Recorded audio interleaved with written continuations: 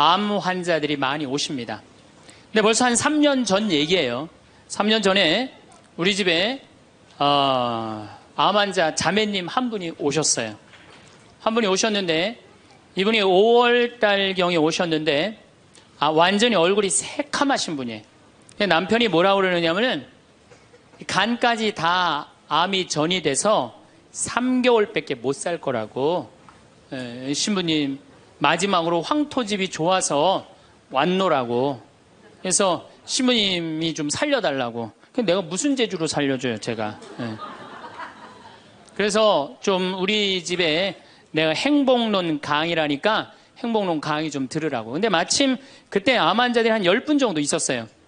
그런데 그 암 환자들하고 다른 분들하고 강의를 하는데 10분이 다 웃는데 그 자매는 안 웃는 거예요.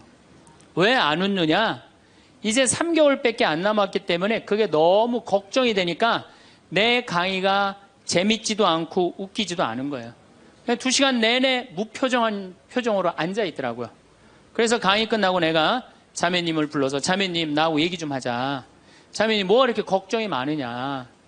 자매님 지금 근심 걱정은 3개월에 죽는다는 거 걱정을 하는데 3개월에 죽을지 3년 후에 죽을지는 아무도 모른다. 그리고 사실은 오늘 저녁에 교통사고로 죽는 사람도 많고 물에 빠져 죽는 사람도 많다. 우리는 하루를 즐겁게 살면 된다. 내일 걱정은 내일이 알아서 한다. 여러분들 마태복음 6장에 그 얘기가 나오죠. 무엇을 먹을까? 무엇을 마실까? 무엇을 입을까? 걱정하지 말아라. 하늘에 나는 새도 하느님이 먹여준다. 솔로몬도 들에 핀 나리꽃처럼 영화롭게 입지 못했다. 너희들은 오늘 일은 오늘로 족하다. 내일 걱정은 내일이 알아서 할 것이다. 오늘 수고는 오늘로 족하다. 이렇게 말씀을 하셨다. 내일 거 걱정하지 말아라. 그리고 내가 막 자매님한테 혼을 냈어요. 근데 이 자매님이 이틀 동안 집에서 안 나오더라고. 나한테 혼나갖고. 나한테 위로받을 줄 알았더니 그 이틀이 지나고 나서 자매님이 그러더라고. 신부님 생각을 해보니까 내가 남은 3개월 동안 이제까지 하느님이 50년 동안 베풀어 주신 은혜 감사하기도 시간 모자라다는 생각이 든다는 거예요. 마음이 바뀐 거죠. 마음이 바뀌부터 이 자매가 웃기 시작하는 거예요. 막 웃기 시작하는 거예요. 강의를 듣고 웃고 막 그 동료 환자들하고도 산책 다니면서 웃고. 사람이 웃으니까 참 보기 좋더라고요. 얼굴은 까맣게 됐지만은. 그리고 이제 6월 달에 항암을 하러 여기 암세타로 왔어요. 항암을 거의 5년 동안 암하고 투병을 했으니까 항암을 이제 한다고 10일 있다가 온다는 자매가 가자마자 6일 만에 돌아왔어요. 왜 돌아왔냐고 그러니까 신부님 자기가 5년 동안 항암을 하는 동안 정말로 매번 토하고 매번 울었대. 너무 아파갖고. 근데 이번에 가서 항암을 했는데 안 토했다는 거예요. 안 아팠다는 거예요. 너무너무 좋더라는 거예요. 그래서 6일 만에 내가 하느님한테 매번 감사했대. 하느님 감사합니다. 안 아프게 해주셔서. 하느님 감사합니다. 안 토하게 해주셔서. 계속. 그리고 6일 만에 내가 살 때는 평창이다. 그리고 평창으로 돌아온 거예요, 이 자매가. 끝나자마자. 그래갖고 이제 우리 집에서 이제 생활을 하는데 후배 암 환자들이 오면은 내가 시키지도 않았는데 이 자매가 데리고 다니면서 감사해야 된다. 찬양해야 된다. 자매가 알아서 하는 거죠. 근데 우리 집은 이제 7월 달이 되면은 아이들이 환경 교육을 받으러 한 4,000명 정도 와요. 그래서 암 환자들이 사실은 다 집으로 보내요. 그 자매도 이제 전라도 순천 분인데 가시라고 가셨다가 방학 끝나면 오라고. 자기는 안 간다는 거. 내가 살 때가 여긴데 어딜 가냐고. 그래도 갔다가 오시라고. 그리고 자매님 이하 암 걸리신 분들 다 집으로 보냈어요. 8월 달이 되면은 전에는 밀린 강의가 많아갖고 여름방학 끝나면 전국으로 강의 다니냐고 정신이 없죠. 암 환자들 일일이 다 체크를 못했어요. 그 자매를 까먹었어요. 까먹고 이제 10월 달이 됐어요. 10월 달이 됐는데 형제님이 전화를 하셨어요. 베드로인데. 신부님 저 베드로예요. 그러면 그때 전화한 거는 이제 이미 세상 부인이 떠나갖고 이제 장례 치르고 사모하고 49제 하고 그러고 난 다음에 이제 내 생각이 나서 대개 이제 우리 집에 이제 오신 분들이 그렇게 전화를 많이 하세요. 이제 돌아가셨고 다 장례 끝났고 어디다 모셨고 그래서 신부님 이제 기도해달라고. 그래서 이제 자매님 어떻게 됐느냐고, 나는 이제 어디다 묻었느냐고 이렇게 이제 물어본 거죠. 네. 그랬더니 형제님이, 신부님, 우리 마누라가 이틀 전인가 3일 전에 서울에 가갖고 그 그 방사능 치료하려고 갔는데 그 암세포를 검사를 했는데, 신부님 글쎄 암세포가 다 사라졌다는 거예요.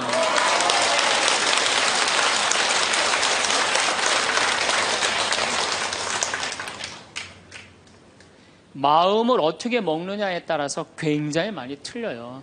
물론 또 하느님이 불러가시면 어쩔 수 없는 거고, 저는 하느님이 불러가는 것도 나쁘지 않다고 생각해요. 예, 불러가면 얼마나 좋아요. 요즘 그 미국에서 어떤 박사가 이제 죽었다가 다시 살아난 사람들 조사를 해봤대잖아요. 죽었다가, 나도 이제 그 본당 사목하면서 죽었다 살아난 사람들 얘기를 들어보면 아주 거의 똑같아요. 딱 죽을 때 그냥 터널 같은데 빛을 빨리 올라간다는 거예요. 그래갖고 그냥 전생애가 다 보이고, 그리고 정말로 빛이 있는 곳으로 나간다는 거예요. 내가 그 많은 분들 병자성사 해보면서도 정말로 편안하게 돌아가시는 분들을 보거든요. 그러니까 사실 살아도 좋고 죽어도 좋은 거예요. 뭐 이렇게 걱정할 게 많아, 믿는 사람들이. 그렇지 않아요? 어쨌든 그래도 살아있는 게 낫지, 아직까지는. 그렇잖아요. 그 여러분들 죽는 거 걱정하지 마세요. 절대 죽기 전까지는 안 죽어요. 죽기 전까지는 걱정하지 마세요.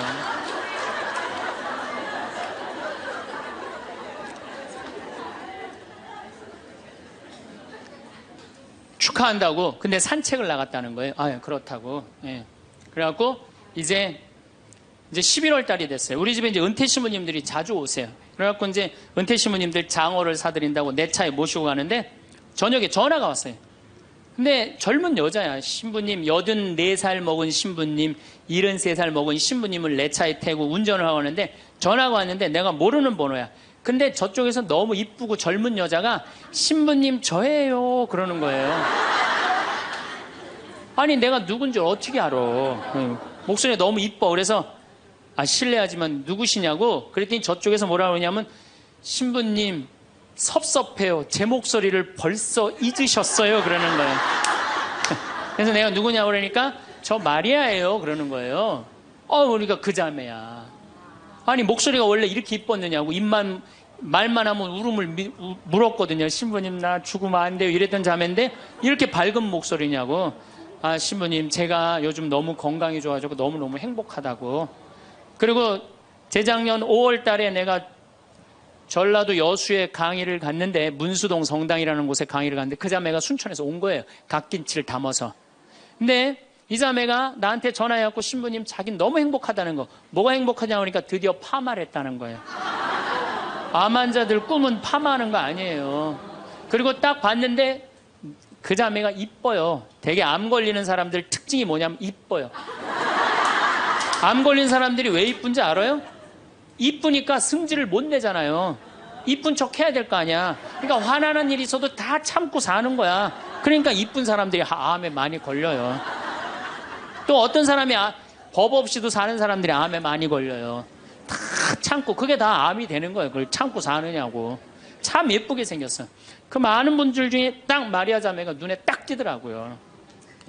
우리 직원들은 몰라보더라고. 얼굴이 분홍색으로 변하고.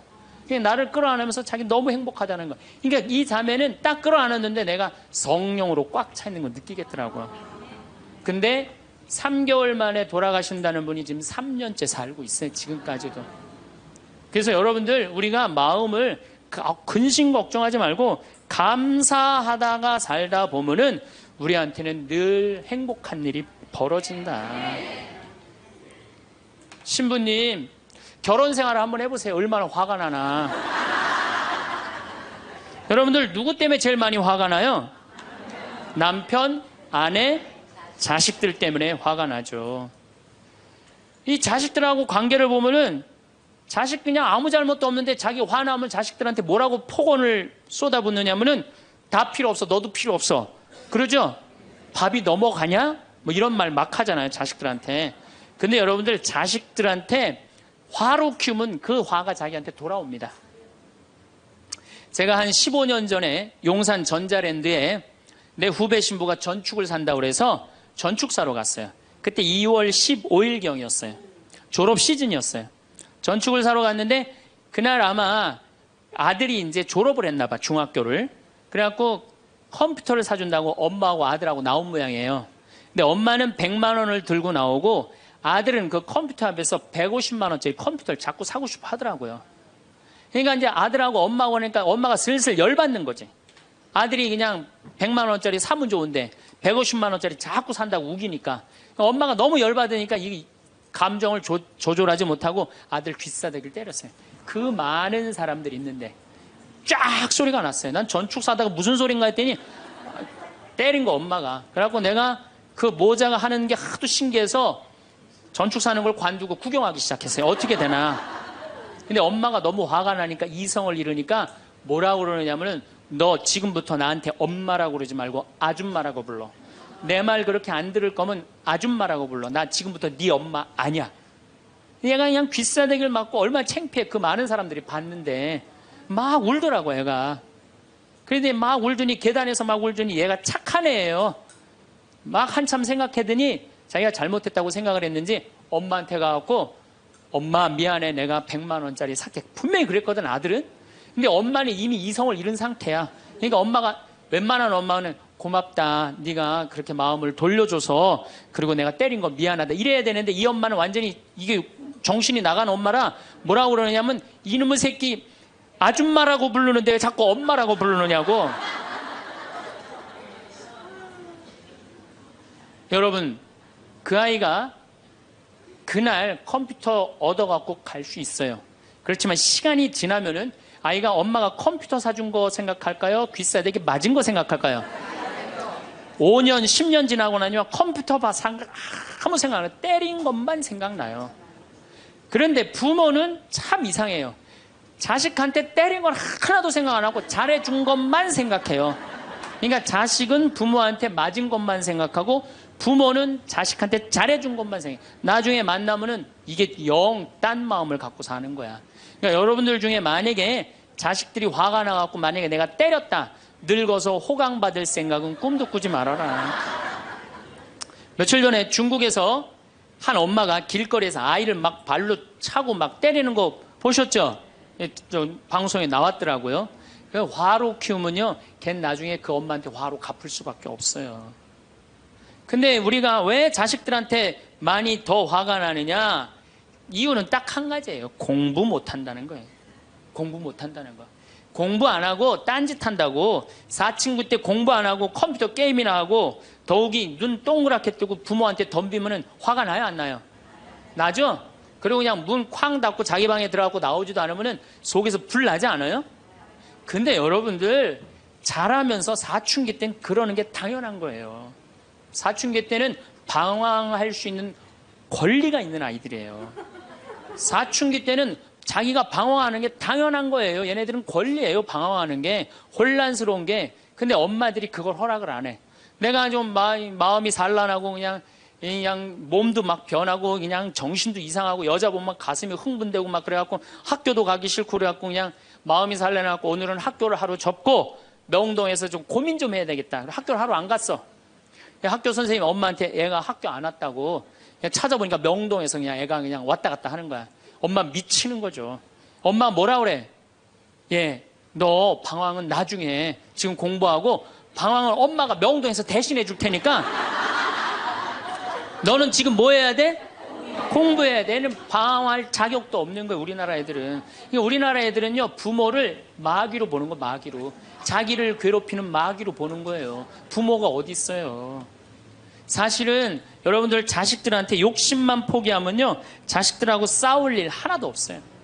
사실은 내 자식이 몸으로 살 놈인지 머리로 살 놈인지 빨리 판단해야 돼요. 우리 집에 이것도 한 3년 전 얘기인데 요셉이가 왔어요. 고등학교 졸업하고 대학을 떨어진 아이예요. 근데 그냥 대학을 떨어진지 집에서 컴퓨터 게임만 하는 거예요. 엄마가 미치는 거지. 애를 보면 대학도 안 들어갔지, 새벽 4시까지 컴퓨터 게임하지, 낮에는 1시에 일어나지. 그냥 미치는 거죠. 그래갖고 나한테 데리고 왔어요. 강원도 평창에. 근데 살이 얼마나 쪘는지 애가 살이 너무 찐 거예요. 그래갖고 그냥 눈이 살이 쪄갖고 이 눈두덩이가 안 보이는 거예요. 그래서 신부님 우리 애가 문제라고 공부는 안 하고 컴퓨터 게임만 한다고. 그래갖고 그냥 내가 애를 보니까 이 눈두덩이 찢어진 눈두덩 사이로 걔 눈을 자세히 들여다보니까 애는 문제가 없더라고요. 애는. 근데 애가 살이 얼마나 쪘는지 100kg인지 110kg인지 120kg인지 130kg인지 알 길이 없는 거야. 왜? 우리 생태마을의 저울은 100kg까지 밖에 재는 게 없거든.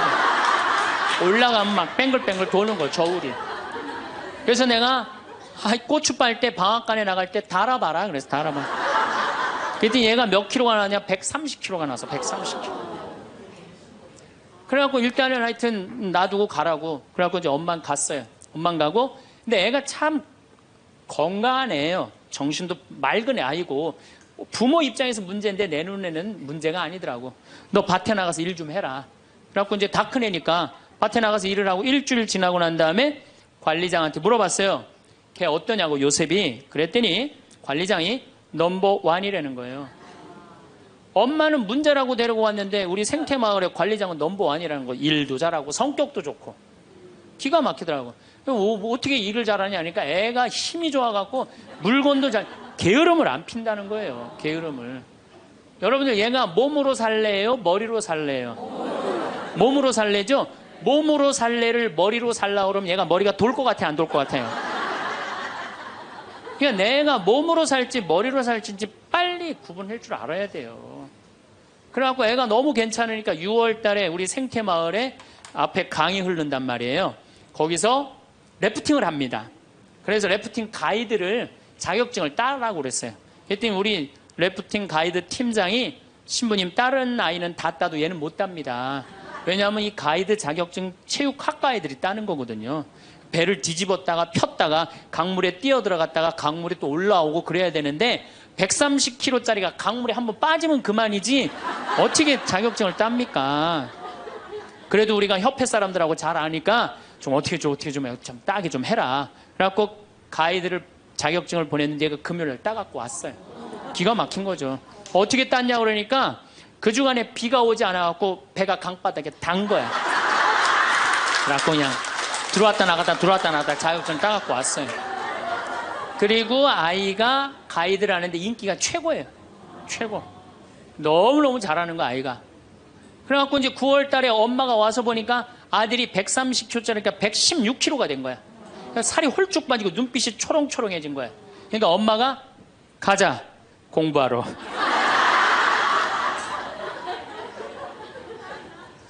제가 보기에는 이 아이는 우리 집에 4년 동안 일하면은요 돈 5천만 원, 6천만 원, 7천만 원 벌어요.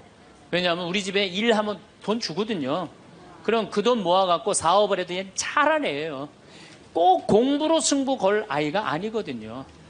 그럼 신부님 우리 애가 몸으로 살랜지 머리로 살랜지 기준이 어떻게 됩니까? 반에서 10등 안에 안 드는 놈들은요 다 몸으로 살 놈들이에요. 여러분들 자식들 중에 반에서 10등 안에 안 드는 애들은 다 몸으로 살 애들이야. 독일은 초등학교 졸업하면서 중학교 올라가면서 갈릅니다. 대학 들어가래 아니면 기술 배우래. 그래갖고 갈러도 학교 선생님이 갈러놔도 우리 애가 왜 이 머리가 나쁘냐 이렇게 따지는 부모 하나도 없대요. 그러니까 그 독일 사람들은 그게 내 아이가 몸으로 살고 손으로 기술로 하는 걸 좋아한대요. 그리고 그렇게 아이가 살도록 도와준대요. 근데 우리는 만약에 그렇게 했다. 내가 교장 선생님들, 교감 선생님들한테 강의 한번 간 적이 있어요. 연수원에 가서. 그랬더니 교감 선생님들이 만약에 우리가 그런 결정을 하면 지금 학부형들한테 맞아 죽는다는 거예요. 그러니까 우리나라 부모님들이 욕심이 너무 많은 거예요. 자식들한테. 그러니까 자식들이 희생당하는 거죠. 자식들이 희생당하는 거예요. 그러니까 독일은 대학을 졸업하는 비율이 아이들의 한 25% 정도밖에 안 된대요. 대학을 졸업하는 아이들이. 들어가는 애들도 많지 않고, 미국은 뉴욕 잘 사는 데가 대학 졸업하는 비율이 60%예요. 60%. 그런데 우리나라는 대학에 지금 입학하는 게 몇 프로냐면 92%예요. 아무나 다 대학 가는 거예요. 아무나 다. 그러니까 독일은 몸으로 살 애들이 75%야. 그렇죠? 그 다음 미국은 몸으로 살 애들이 40에서 50% 정도 돼요. 우리나라는 92%가 미국은 또 미국이나 캐나다는 60%가 대학에 들어가도 졸업하는 건 그중에 반밖에 못해요. 다 졸업 못해요. 그래서 그쪽에 가보니까 입학은 물어봐도 졸업은 물어보는 게 아니래요. 졸업하는 게 그렇게 어렵다는 거예요. 근데 우리는 92%가 들어가면 91% 거의 다 졸업을 하는 거야. 우리는 몸으로 살 애들이 8%밖에 안 돼. 머리로 살 애들이 92%고. 공장에, 농장에 일할 사람들이 있어요? 없어요. 그러니까 이 나머지 92% 중에 취직을 다 합니까? 40, 50%밖에 못 해요. 그러면 나머지 40%는요, 한량으로 남는 거예요. 취직도 못 하고. 그럼 그 자식 보고 있으면 속에서 불이 나요, 안 나요? 불이 나죠? 근데 누가 잘못한 거예요? 부모가 잘못한 거예요. 처음부터 너는 머리로 안 될 것 같으니까 우리 몸 쪽으로 가자. 그래갖고 농사를 가르치든지 기술을 가르치면은 걔 벌써 취직해갖고 일했을 거예요. 근데 다 우리의 삐뚤어진 욕심 때문에 아이도 망가뜨리고 부모도 망가지고 그래갖고 돈 쏟아 넣느냐고 노후 대책연금도 못하고 그러니까 그냥 전 국민이 그냥 화 속에서 사는 거예요. 그러니까 저는 정말로 우리나라 이 교육제도가 화의 근원이라고 생각해요. 그렇다면은 자식 때문에 화나죠. 그런데 이 부부라도 서로 사이가 좋으면은 좋은데 엄마들이 자식한테 미쳐갖고 남편한테 신경 써야 안 써요? 안 쓰죠? 남편이 외로운지 힘든지도 몰라요. 근데 자식들은 부부가 막 사랑스럽고 이렇게 다정하게 지내는 부모를 본 자식들은요 안정스럽게 자란대요. 근데 부부가 맨날 싸우고 막 이러는 자식들은요 굉장히 불안정하게 자란다는 거예요. 그래서 저는 정말로 감사한 게 저는 고등학교 졸업할 때까지 부부는 안 싸우는 건 줄 알았어요. 부부는 한 번도 부부 싸움을 본 적이 없어요. 저는. 근데 내 고등학교 때 친구가 아이 뭐 술 먹자고 고등학교 때 왜 그러냐 그러니까 아버지가 엄마를 때려갖고 눈탱이가 밤탱이가 됐다는 거예요. 자기 너무너무 괴롭다는 거예요. 그래서 저는 그때 충격받았어요. 어떻게 부부가 싸우느냐 그런 충격을 받았어요. 저는. 왜냐하면 나는 우리 어머니 아버지 싸우는 걸 한 번도 못 봤거든요. 그래서 내가 그 얘기를 얼마 전에 우리 형제들이 다 모였을 때 나는 어머니 아버지 싸우는 걸 한 번도 못 봤다. 그랬더니 우리 형제들이 이구동성으로 딱 한마디 하더라고요. 신부님이 집에 붙어 있은 적 있어야지 그걸 보는 거 아니냐.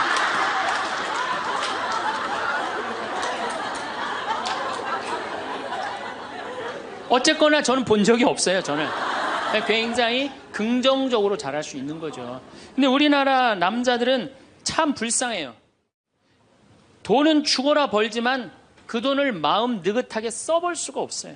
그렇죠? 자식들 학원비에 대학 등록금 되다 보면은 30에 결혼해서 시집 장가 갈 때까지 60대까지 노예같이 사는 게 대한민국 남자들이에요. 이 남자들 짜증 나겠어요? 안 나겠어요? 화가 나겠어요? 안 나겠어요? 날 수밖에 없어요. 그런 남편들을 신경 한번 써줘 봤어요. 정말로 정말 남편 정말로 남편을 왕대접 해줘봤느냐고. 여러분들 길 가는 사람이 여러분들 10,000원 주는 사람 있어요? 길 가는 남자가 당신 예쁘다고 10,000원 주는 남자 봤어요?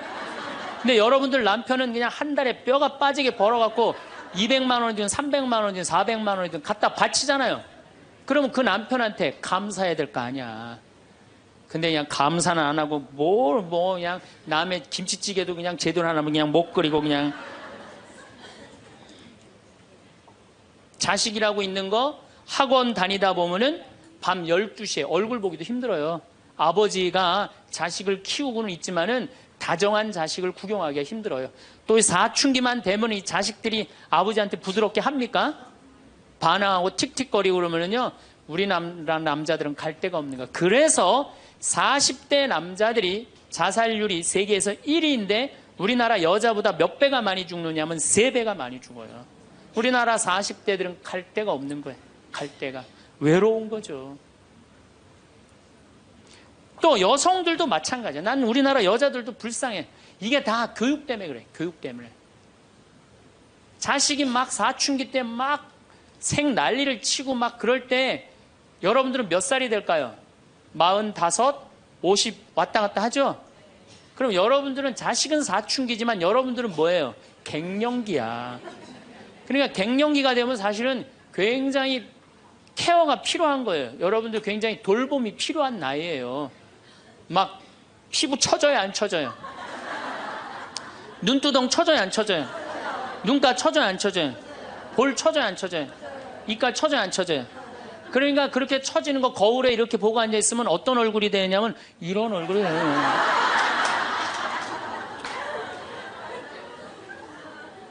사람은요, 눈가가 올라가야지 이쁘고 입가가 올라가야지 이쁘거든요. 그러니까 이제 50이 되면은 이쁜 게 하나도 없는 거야. 그러니까 젊은 여자들이 이쁘게 보이려고 화장할 때 어떻게 연필을 막 위로 그리잖아, 이렇게. 근데 50이 되면 연필로 그려도 결국은 어떻게 돼요? 끝이 떨어지잖아요.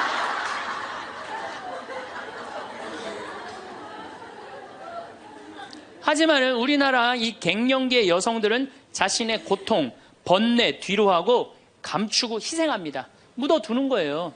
자식을 위해서 희생한다. 내가 지금 뭐 생리가 이어졌다 끊어졌다 그냥 정신이 깜빡깜빡 하잖아요, 여러분들. 갱년기 시작되면은. 그렇죠? 지갑은 뒀는데 어디다 뒀는지 생각이 안 나는 그런 경우 참 많죠.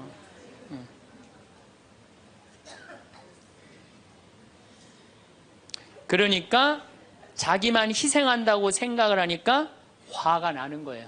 화가 나는 거. 더욱이 50이 되면은 뭐에 걸리느냐? 빈둥지 증후군에 걸려요.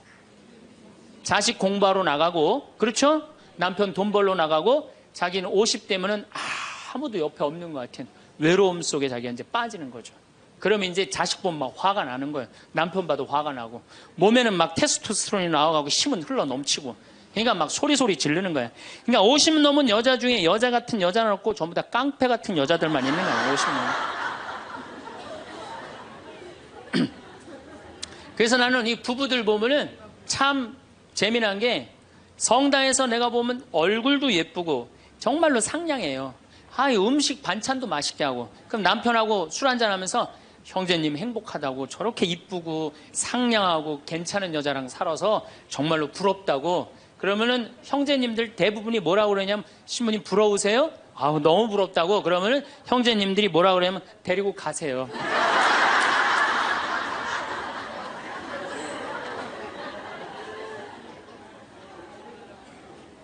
그래서 부부가 서로 사랑하지 못하고 자식하고도의 애정을 쌓지 못하고 그러니까 우리가 이제 화가 꽉 차 있는 거예요. 그러니까 이 화가 꽉 차 있으니까 정말로 상상하지 못하는 일들이 벌어지는 거 우리 사회 안에서 막 서로 죽이고 뭐 내다 버리고 뭐 이런 일들이 벌어지는 거죠. 그러면은 화가 나면은 어떻게 이 화를 컨트롤을 해야 되느냐, 화를 다루어야 되느냐. 지금부터 그 얘기를 말씀드리겠습니다. 여러분들 화가 나면 예수님만 보면 돼요. 우리가 인생이 답답할 때 누구만 보면 돼요? 예수님만 보면 됩니다. 요한복음 8장에 간음한 여자 얘기가 나옵니다. 자, 요한복음 8장에 간음한 여자 얘기가 나와요. 당시 2000년 전에 여자가 간음을 했다. 이건 당시 중동 지역에서는 어떻게 했느냐면 돌로 쳐서 그 여자가 돌에 맞아갖고 쓰러져갖고 돌 무더기를 만들어서 죽여요. 이번에도 중동에서 그런 일이 있었죠? 사진을 보니까 진짜 돌 무덤을 만들어 버리더라고요. 근데 이 여자가 간음을 하다가 이번에 이 중동에서 그런 분은 남자하고 팔짱 끼고 나갔는지 그냥 외출했다고 그거 이유 하나로 그 처벌을 당했어요. 근데 이 여자는 현장에서 붙잡혔어. 중동에서 이 여자들은요 다 싸고 다녀요. 그만큼 여자를 사람 취급을 안 해요. 그런데 이 여자가 간음을 했어. 그러니까 남자들이 막 화가 날 것 같아, 안 날 것 같아요? 너무너무 화가 나는 거지. 이 여자는 여러분들 예뻤겠어요, 안 예뻤겠어요? 예뻤을 거예요. 왜냐하면 당시에 간음을 한다는 건 목숨을 걸었기 때문에. 이 여자 몸매는 어땠을 것 같아요? S라인에 S라인. 이게 벤지 엉덩이인지 구분도 안 되는 여자고 간음할 수가 없어요. 예쁜 여자가 다른 남자하고 대낮에 간음하다가 붙잡혔다. 남자들이 흥분할 수밖에 없어요. 그래갖고 막 눈이 뒤집어져갖고 예수님은 안 그래도 예수님한테 별렀어요. 왜? 요한복음 7장에 귀에만 대면 예수님을 죽이려고 그랬거든. 근데 이 사건이 8장에 일어나요. 8장에. 그러니까 모두를 용서해라, 사랑해라 이런 분하고 율법 1.1핵도 없어지면 안 된다. 그러니까 율법학자들이 예수님 앞에 이 여자를 패댕기를 치는 거예요. 당신이 이 여자 간음했는데 어떻게 하면 좋으냐고. 근데 예수님이 보니까 이 사람들이, 이 남자들이 너무너무 흥분해 있는 거야. 눈이 뒤집어진 거예요. 보니까 흰 눈동자 95%, 까만 눈동자 5%야. 눈이 확 뒤집어져 있는 거야. 근데 예수님은 참 지혜로우셔요. 흥분한 사람하고는 얘기를 안 하시는 거예요. 여러분들, 두 사람이 막 싸워. 내가 말리로 들어갔어. 말리로 들어갔고, 말리로 들어가면 나중에 흥분한 사람들 속에 뛰어들어가면 나중에 몇 명이 싸워요? 3명이 싸워요. 이게 눈에 뵈는 게 없을 때는요, 아무리 좋은 말도 귀에 안 들어오는 거예요. 눈에 뵈는 게 없을 때는. 예수님 딱 보니까, 아니, 이 사람들이 완전히 흥분해 있어. 그러니까 상대 안 합니다. 어떻게 하냐면, 대꾸도 안 하고, 바닥에다 뭘 쓰세요. 땅바닥에 뭘 쓰세요. 참 위대한 행동이죠. 흥분이 가라앉을 때까지 기다리시는 거죠. 저는 제 소원이 하나 있어요. 저는 본당 신부를 10년 동안 했는데 다행히 한 번도 뭐 교우들끼리 뭐 서로 싸워갖고 패가 갈린다든가 그런 적이 없어요. 그런데 이제 내가 다음에 이제 한번 본당에 나가면 주교님한테 가서 꼭 부탁하고 싶어요. 주교님한테 나는 어떤 본당에 나가고 싶냐고 부탁을 하고 싶냐면은 성당이 두 패로 나눠져 갖고 머리통이 터지게 싸우는 본당에 나 보내달라고. 내가 꼭 하고 싶은 게 있어서 그래요. 뭘 하고 싶으냐면은 내가 이제 머리통이 터지게 싸우는 본당에 발령받아 갔단 말이야. 딱 발령받아 가면은 양쪽 회장들이 딱 올 거 아니에요. 신부님, 저치들이 우리 성당 돈 다 빼먹었다고. 또 이쪽 회장들은 저치들이 우리 성당 분위기 다 깬다고 시시비비를 가려달라고 흥분이 돼갖고 오면은 나는 아무 말도 안 하고 사제관 방바닥에 뭘 써보고 싶어. 나 그거 꼭 해보고 싶어요. 여러분들도 만약에 남편이 나하고 얘기 좀 하자고, 남편이 흥분돼갖고 너 왜 우리 어머니한테 그렇게 못되게 대하느냐, 그래갖고 싸우자고 문을 열고 딱 들어가고 딱 봤는데 남편이 흥분을 했어. 눈동자를 보니까 흰 눈동자 95%, 까만 눈동자 5%야. 그러면은 부인이 그래, 나도 할 얘기가 많다, 해보자. 그러면은요, 어떻게 될 것 같아요? 싸우고 귀싸대게 맞게 돼 있어요. 왜? 말로 싸우면요, 남자는 여자를 못 이겨요. 남자는. 왜냐하면 여자는 하루에 25,000마디를 하고 남자는 하루에 15,000마디밖에 못 하거든요. 그러니까 말로는 여자를 이길 수가 없어요. 나는 우리 신부들 중에 수녀님하고 싸운 신부들 중에 수녀님하고 싸워서 수녀님을 이긴 신부를 본 적이 없어요.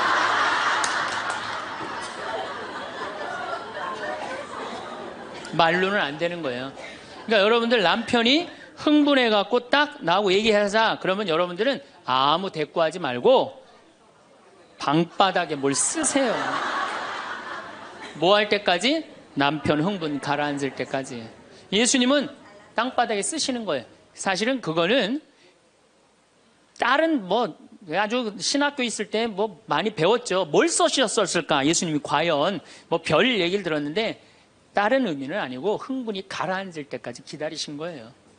그래갖고 이제 이 사람들이 이제 흥분은 가라앉고 사건만 남은 거야. 사건. 그래갖고 이제 흥분이 좀 가라앉은 상태.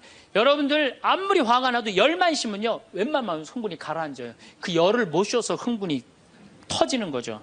그러니까 좀 어느 정도 흥분이 가라앉으니까 이 사람들이 물어봅니다. 이 여인을 어떻게 하면 좋겠습니까? 간음을 했는데. 그러니까 예수님이 딱 보니까 이제 흥분이 가라앉은 것 같아. 그러니까 딱 한마디 더 합니다. 그래? 그렇다면은 너희 중에 죄 없는 사람이 먼저 저 여자를 돌로 쳐라. 그리고 그 다음 행동이 기가 막히세요. 다시 땅바닥에 뭘 쓰세요. 이게 뭐냐면 생각할 시간을 주는 거예요. 생각할 시간.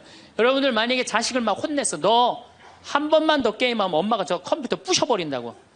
그리고 너 문 열어놔. 그리고 문 열어놓고 자기는 텔레비전 보고 있으면서 아들은 게임 하나 안 하나, 한쪽 눈은 게임 하나 안 하나 보고 한쪽 눈은 텔레비 보고 있으면 아들이 그걸 잘 받아들이겠어요? 더 욱하는 게 생겨요. 한 번 혼냈으면요, 생각할 시간을 주는 게 중요한 거예요. 그러니까 예수님은 생각할 시간을 주는 거예요. 너희 중에 죄 없는 사람이 먼저 저 여자를 돌로 쳐라. 그리고 난 다음에 예수님 다시 땅바닥에 뭘 쓰십니다. 그런데 언제까지 기다려주시느냐 하면 다 떠날 때까지 기다리는 거예요. 중간에 고개 안 돌리시고. 그리고 다 떠났어. 다 떠나고 나니까 그때서 고개를 들어서 혼자 남은 여인한테 물어봅니다. 여인아, 네 죄를 묻던 사람들이 어디 갔느냐? 아무도 없습니다, 주님. 그래? 그들이 만약에 네 죄를 묻지 않았다면 나도 네 죄를 묻지 않으마. 이거 기가 막힌 얘기예요. 왜? 예수님은 죄를 묻을 수 있는 권한이 있으신 분이에요. 얼마든지 그 여자를 징계할 수 있어요. 그렇지만 다른 사람이 묻지 않았기 때문에 나도 묻지 않겠다. 아, 기가 막히지 않아요? 예수님은 세 사람을 용서합니다. 첫 번째, 죽이다고 덤비는 바리사이들을 용서하고, 간음한 이 여인을 용서하고, 그 다음에 율법의 1.1획도 나는 어기로 온 것이 아니다, 없애러 온 것이 아니다, 이렇게 가르친 당신까지 용서한 거야. 다시 말해서 흥분이 가라앉으면요, 문제 해결은 다 돼요. 흥분한 상태에서 여러분들이 문제 해결하려면 해결이 안 된다는 얘기예요. 그렇다면은 이 흥분은, 화는 어떻게 하면 조절할 수 있느냐? 첫 번째, 숨을 잘 쉬어라. 이거는 모든 화를 조절하는 책을 읽어보면요, 첫 번째로 나오는 게 숨을 잘 쉬어라예요. 화가 나면은 숨이 가빠져요, 안 가빠져요? 가빠지죠? 씩씩거린다 그러죠? 이게 숨을 어떻게 주체하지 못해서 그러는 거예요. 근데 여러분들, 숨은 창세기에 보면은 하느님이 인간을 창조하시고 뭘 불어넣었다 그래요? 숨을. 그러니까 우리가 숨을 쉰다는 건 생명을 쉬는 거예요. 생명을. 그러니까 숨을 잘못 쉬면 생명을 잘못 다루는 거하고 똑같은 거예요. 근데 숨은 어떻게 내 몸으로 들어와서 코로 들어와서 심장으로 해서 이 위로 해서 그 다음에 단전, 배꼽 아래로 해서 간으로 해서 폐로 이렇게 돌아서 나가는 게 숨이에요. 그래갖고 온전히 산소 공급이 온 장기 안에 다 돼야 돼. 근데 화가 나면 여러분들 숨을 어디다 걸어놓고 쉬어요? 목에다, 목줄에서 딱 걸어놓고 싸우잖아요. 남편하고 싸울 때. 예? 내가 시집하고 당신한테 해준 게 뭐가 있어? 외식을 해줘서, 설거지를 해줬어, 그렇다고 여행을 시켜줘서, 밍크 코트를 사줘서, 다이아를 사줬어. 그럼 얼굴이 빨개져, 안 빨개져요? 왜 빨개지느냐면 이게 내려갔다 와야 되는데 여기만 딱 차 있으니까 점점 풍선처럼 부풀러 오르는 거예요. 그렇게 1시간을 소리 지르고 싸우면은 1시간 동안 여기 산소 통합니까, 안 통합니까? 안 통하면 여기가 무슨 병이 드느냐면 화병이 드는 거. 그래서 드는 병이 화병이에요. 그러니까 싸울 때 어떻게 싸워야 되냐면 숨을 쉬고 싸워야 되는 거예요. 싸울 때 어떻게 싸워야 되냐면, 당신이 말이야, 시집 와갖고 나한테 해준 게 뭐가 있어? 설거지를 해줬어, 그렇다고 외식을 시켜줬어.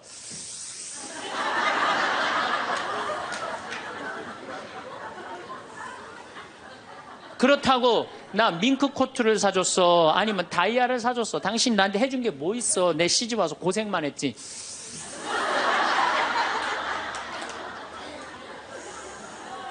그렇다고 내가 하느님 그렇게 열심히 믿었는데 예수님 태어난 나자렛을 보내줬어, 갈릴레아를 보내줬어. 나 이 집에서 종처럼 일만 했는데 당신 뭐가 있다고 나한테 소리를 지르고 그래? 이렇게 숨을 쉬고 싸우면은요, 절대 남편한테 귀싸대기 안 맞아요. 남편이요, 차분히 얘기하게 돼 있어요. 근데 막 흥분을 끌어올리면서 얘기하면 사람 감정이 격해져 갖고 이성이 사라지는 거예요. 그래서 우리가, 내가 너무너무 화가 나면은 심호흡을 10번만 하면은 굉장히 문제가 해결된다는 거예요. 그래서 여러분들, 화가 나면은 어떻게 해라? 숨을 잘 쉬어라. 두 번째, 화가 나면 어떻게 해라? 걸어라. 걷는 게 아주 중요합니다. 여러분들, 화가 날 때 묵주를 들고 나와서 동네 한 바퀴만 돌면은요, 알아서 마음이 정리가 돼요. 해결책도 알아서 나와요. 2시간, 3시간만 걸으면은요, 완전히 차분해져서 들어가요. 그러니까 화가 나면 그 자리에서 떠나야 되는 거, 무조건. 떠나는데 가만히 있으면 더 이게 일어나거든요. 그래서 이 꼼포스텔라라고 스페인의 야고보 성인 무덤 가는 800km, 그게 세계적으로 그렇게 인기가 좋은 게, 왜 인기가 좋으냐 하면은 그 걸으면서 사람이 치유가 다 되고 마음 정리가 다 되기 때문에 그러는 거예요. 그러니까 걷는 거는 건강에도 좋지만은 마음을 정리해 주는 게 걷는 거예요. 그래서 여러분들, 정말로 화가 나면 어떻게? 걸으세요. 그리고 정말로 큰 숙제가 있다, 내 인생에 큰 숙제가 있다 그러면은 도보 성지순례를 하세요. 도보 성지순례를. 저는 우리 교우들이랑 이 세남터에서부터 미리네까지 전체 교우가 밤 8시면 모여갖고 새벽 3시, 4시까지 저 미리네까지 걸었어요. 그 목요일, 금요일, 토요일, 일요일 4일을 걸었는데, 그 한 400~500명 되는 교우들이 나한테 체험, 은혜 받은 얘기를 하는데, 이건 보통 은혜 받은 게 아니에요. 허리 아프던 사람은 허리 다 낫고, 위장 아프던 사람 위장 다 낫고, 마음 복잡한 사람 마음 정리되고, 사업이 막 안 돼갖고 괴로워하던 사람은 빛을 보고, 걷는 게 그렇게 우리 인생에 중요한 거예요. 그래서 내가 정말 문제가 있다, 새남터서부터 걸으세요. 새남터 우리 김대건 신부님 시신 모시고 미리네까지 원선시호 할아버지가 그땐 청년이었지만 갔잖아요. 그 생각하고 걸으면요, 여러분들 은혜 많이 받으실 거예요. 그러니까 화가 나면 어떻게 해라? 숨을 잘 쉬고 그 다음에 어떻게 해라? 걸어라. 그 다음에 화가 나면, 화를 조절하는 방법 중에 세 번째는 잘 먹어라. 이게 먹는 게, 화를 먹는 경우가 너무 많아요. 인스턴트 음식, 그렇죠? 이거 잘못 먹으면요 다 화가 들어있는 거예요. 그리고 고기 너무 많이 먹으면요 화냅니다. 여러분들 사슴 싸나워요 안 싸나워요? 안 싸납죠? 사자 싸나워요 안 싸나워요? 싸납죠? 사자 뭐 먹어요? 고기 먹죠? 사슴 뭐 먹어요? 풀 먹죠? 내 아들이 나한테 덤비는데 막 리모컨 던지고 막 자기 막 방문 부시고 그러면은요, 애가 성격이 나빠서 그런 게 아니에요. 아, 내가 고기를 너무 많이 먹여서 그렇구나. 그래갖고 걔를 뭘 먹이냐면 6개월 동안 풀만 먹여보세요. 6개월만 지나면 완전히 온순해집니다. 그리고 여러분들, 우리가 먹는 게 화가 너무 많아요. 아주 비근한 예를 하나 드릴게요. 달걀을 예를 드릴게요. 달걀을 여러분들, 닭들 어떻게 달걀을 낳아요? 우리 지금 여러분들 보통 드시는 닭들 다 가둬놓고 하죠? 재웁니까 안 재웁니까? 안 재우죠? 재우지도 않죠. 공간이 조그맣죠. 스트레스 받으니까 옆에 닭 막 좁니다. 부리로. 그러니까 어떻게 하냐면 부리를 잘라요. 못 쪼개. 그런 닭들이 놓는 달걀은 화가 들어있을까요? 안 들어있을까요? 화가 들어있는 거예요. 그런 음식들이, 자연적이지 않은 음식들이, 반자연적인 음식들을 우리가 먹는 게 문제예요. 우리 닭들은 내가 300마리 키우는데 막 날아다니면서 놓는 알들은 벌써 향이 좋아요. 딱 깨서 먹으면 아주 고소하고. 그런데 일반 그 시중에서 이렇게 사는 닭들은 막 약간 좀 비리고 이런 냄새, 그 스트레스 받는 거예요. 그럴 만큼 먹는 게 중요한 거예요. 그래서 자연식이라는 게 우리한테 그래서 중요한 거예요. 그래서 이 화도 커피 많이 먹으면 막 심장 두근두근 거려요, 안 거려요? 그런 상태에서 화나는 일이 있으면 폭발합니다. 그러니까 먹는 게 아주 중요하다. 네 번째, 우리가 화를 잘 다스리려면은 이게 음양의 조화, 인생을 좀 즐길 줄 알아야 돼. 인생을. 하느님이 6일 일하고 7일째 쉬셨어요, 안 쉬셨어요? 쉬셨죠? 그럼 여러분들도 일하고 쉬어야 돼, 안 쉬어야 돼요? 쉬어야 돼요. 근데 우리는 잘 안 쉬어. 하느님이 태양도 동그랗고 달도 동그랗고 산도 동그랗고 사람 머리도 동그랗고 이렇게 동그랗게 만들어 놓으신 이유는 동그랗게 살라고 그러는 거예요.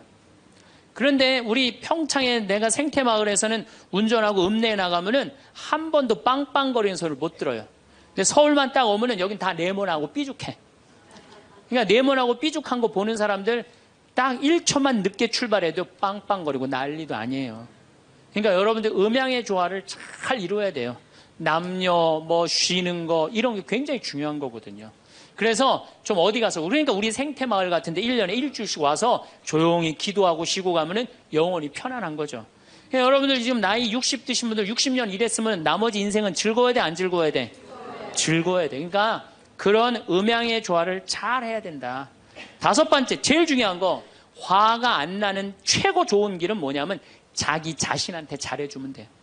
내가 행복하면 절대 화 안 납니다.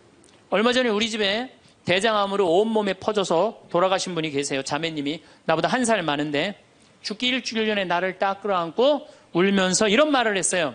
신부님, 나는 내가 이제 곧 죽을 것 같은데 나는 남편한테도 안 미안하대요. 왜 안 미안하냐면 남편 평생 집 돌본 적이 없대요. 그래서 하나도 안 미안하대요. 그리고 자식한테도 안 미안하대요. 왜? 대학까지 자기가 이 빌딩 청소해갖고 대학까지 졸업시켰대요. 그런데 누구한테 미안하냐면 자기한테 미안하대. 자기는 이 47년을 살면서 한 번도 고생만 했지 자기 맛있는 고기를 사준 적도 없고 자기한테 예쁜 옷을 해입힌 적도 없고 좋은 데 구경시켜준 적도 없다는 거야. 그런데 지금까지 고생만 하다가 떨컥 병에 걸려서 죽는다는 거예요. 그래서 자기한테 너무너무 미안하다는 거예요.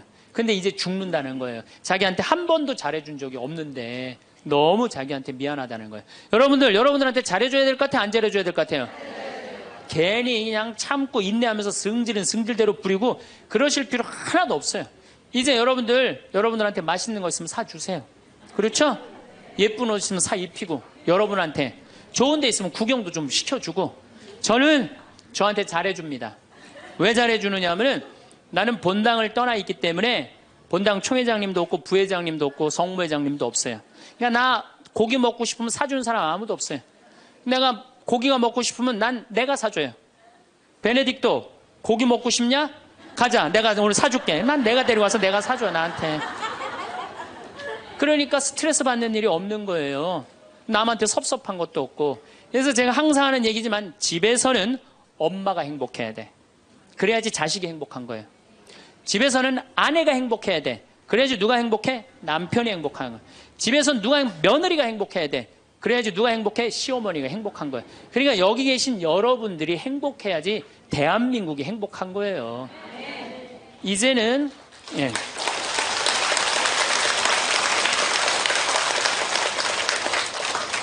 자기한테 잘해주는 걸 비신앙적이라고 생각하지 마십시오.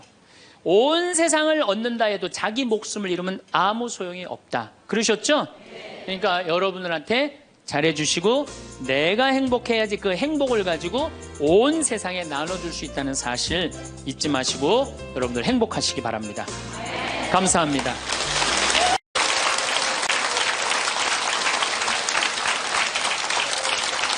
참 예수님, 네, 지금 생명을 살리는 말씀이라는 주제로 이야기를 나누고 있습니다. 우리 인간은 말이라는 것처럼 중요한 게 없는데 이 말을 잘 사용하느냐 사용하지 못하느냐에 따라서 그 공동체가 행복하기도 하고 그 공동체가 불행하기도 합니다. 내가 또 복을 불러오는 말을 하는 사람이 있고 복을 차는 말을 하는 사람도 있습니다. 그래서 과연 나는 생명을 살리는 말씀을 하는 사람인가, 좋은 열매를 맺는 말씨를 뿌리는 사람인가, 아니면 입만 열무는 기분 나쁘게 하는 말투를 던지는 사람인가, 이 이야기를 나누고 있습니다. 근데 이게 부부끼리 가장 많은 상처를 주는 것 같아요. 지난주 끝에도 잠깐 말씀드렸듯이 나도 남자지만 참 여자를 이해하기가 힘들어요. 제가 이렇게 한 2년 전에 제가 위암 수술을 했어요. 그래갖고 이제 이 위를, 암 환자들은 온도가 42도가 넘어가면 재발하지도 않고 암이 죽는데요. 그래서 이제 제가 찜질방을 잘 가요. 찜질방을 잘 가는데, 아주 뜨거운 찜질방을 잘 가는데, 얼굴이 알려졌잖아요. 그래갖고 아는 사람들이 많아요. 그래갖고 수건을 뒤집어 쓰고 찜질방에 가서 앉아 있어요. 한쪽 끝에 조용히 쭈그리고 앉아 있어요. 그러면 이제 아줌마 셋이서 들어와서 수다를 떨기 시작하면은 이해할 수 없는 수다를 떨어요. 아줌마 3명이서. 뭐라고 그러냐면은 한 아주머니는 자식 얘기해요. 자식 얘기. 그럼 옆에 아주머니가 자식 얘기하면은 그 자식 얘기를 같이 받아줘야 되는데 옆에 아주머니는 그러거나 말거나 자기는 남편 바람핀 얘기해요. 또 옆에 아줌마는 남편 바람핀 얘기 해거나 말거나 자기는 아파트 산 얘기해요. 주제가 다른 3가지 이야기를 각자 지치지도 않고 30분 동안 계속 하는 거예요. 이해가 안 되더라고요. 우리 남자들은 정치 얘기를 지금 하고 있는데 아내가 여보 우리 애가 자꾸 속을 썩여 그러면 남자 신경질 부려요. 여보 나 지금 정치 얘기 하고 있잖아 지금. 정치 얘기 끝나면은 그 다음에 자식 얘기해. 남자는 한 번에 한 가지 주제만 얘기를 해요. 근데 여자는 동시에 3가지 얘기를 동시에 하는 거야. 기분도 안 나빠하면서 계속 얘기하는 거예요. 기분도 안 나빠하면서. 나는 왜 그런가? 근데 요즘 공부를 해보니까 이해가 되더라고요. 여자는 언어를 관장하는 뇌가 좌뇌에도 있고 우뇌에도 있대요. 머릿속에 말이 꽉 차 있는 거야. 말이 꽉 차 있으니까 말을 해야 돼. 그런데 말은 하긴 해야 되는데 또 들어야 되잖아. 근데 말을 하면서도 귀는 동시에 2가지를 구분해서 들을 수 있대요. 이게 무슨 얘기냐면은 한 아주머니는 자식 얘기 자기는 입으로 하면서 귀로는 남편 얘기도 듣고 아파트 얘기도 듣는 거야. 무시하는 게 아니야. 그냥 자기 각자 얘기하면서 상대방 얘기도 다 듣는 게 여자예요. 남자는 언어를 관장하는 뇌가 좌뇌 뒤에만 있어. 좌뇌 뒤에. 그래갖고 남자들이 교통사고 나고 좌뇌를 다치잖아요. 그러면은요 언어 상실이 온대요. 근데 여자가 교통사고 나고 좌뇌를 다치잖아요. 자네를 다쳐도 전혀 말하는데 지장이 없대요. 아직도 운해가 남아있어서. 그리고 이런 이 부부가 남자하고 여자하고 부부싸움을 하잖아요. 그럼 남자는 또 흥분을 하면 그나마 자네 뒤에 언어를 관장하는 뇌 기능이 없어져 버린대. 흥분하면. 그러니까 아내가 여보 당신 뭐 시집 와갖고 나 손에 물 안 묻히게 해준다 그러지. 당신 나 얼마나 고생시켰어. 뭐 결혼기념일을 챙겨줬어. 생일을 챙겨줬어. 우리 친정엄마를 챙겨줬어. 나 여행을 보내줬어. 막 따지면은 남편들이 대꾸를 해야 되는데 이게 어디 있는 줄 알아야지. 대꾸를 해야 어디 있는 줄 알아야지. 그리고 대부분의 남자들의 반응이 어떠냐면 그거 30분 동안 계속 어이 하다가 끝나는 거예요. 여자는 그냥 좌안에 있는 거 쏟아내고 운에 있는 거 쏟아내고 막 30분 동안 그냥 있는 대로 공격을 하고 난 다음에 여자는 할 얘기 다 했어요. 그 남자가 그게 시끄러. 그리고 여자는 자기 하고 싶은 얘기 다 하면은요 원도 한도 없어요. 부엌에 가고 아무 일도 없다는 듯이 설거지해요. 그럼 그때부터 남자들이 신경질이 나는 거예요. 왜 신경질이 나냐면 왜 내가 그때 그 적절한 대답을 왜 찾아내지 못했을까? 막 신경질이 나는 거예요.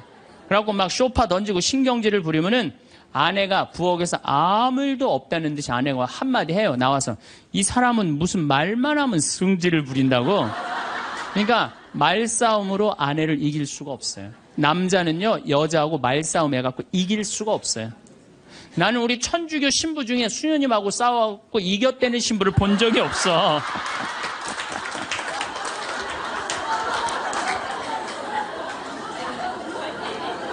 말싸움으로 여자를 이길 수가 없어요. 말싸움으로. 하느님이 창조할 때 남자한테는 너는 하루에 10,000마디만 해라.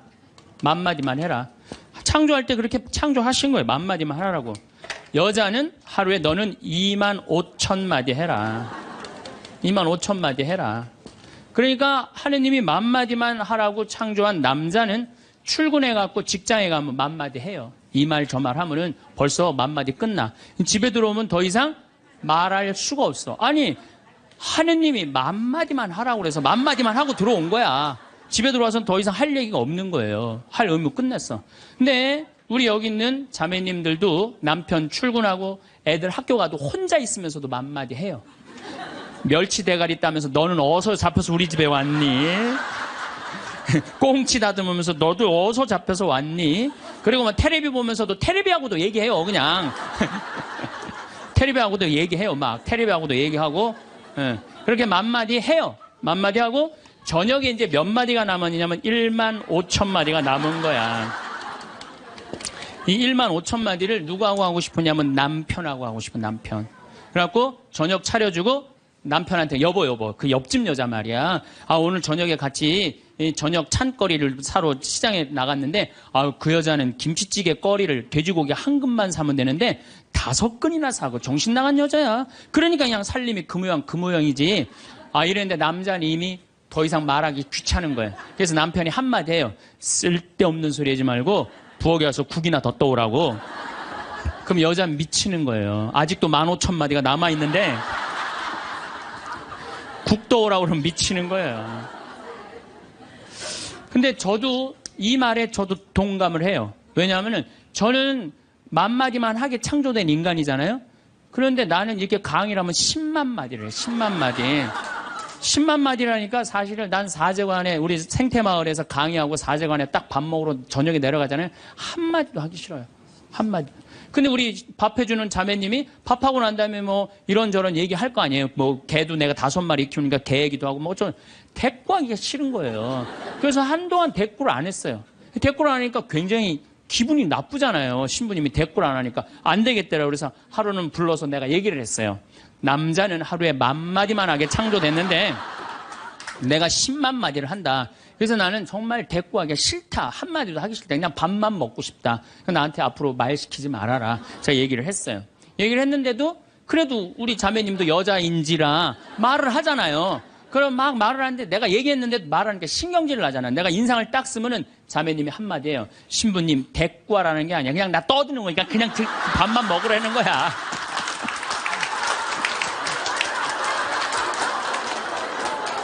이게 뭐냐면은 이게 합의가 된 거예요. 합의가 된 거야. 그러니까 그냥 떠들어, 그냥 떠. 난 대꾸 안 하는 거 이해하고 떠드는 거 이해되는 거 서로. 내가 보기에는 많은 부부들이, 특히 우리 자매님들이 남편이 막 목석같이 있으면 이런 말을 해. 나는 사는 게 하나도 재미가 없다. 그러죠? 남편이 목석 같으니까. 그런데 남편이 목석이 아니에요. 원래 창조되기를 그렇게 창조된 거예요. 맘마디만 하게 창조된 거예요. 그러니까 여러분들은 유일한 실수는 맘마디밖에 할 줄 모르는 인간이랑 결혼한 게 유일한 실수예요. 더 놀라운 건 뭐냐면은 한 아주머니는 자식 얘기하고 한 아주머니는 남편 얘기하고 한 아주머니는 아파트 얘기하면서 손으로는 달걀을 까먹어 간다는 거예요.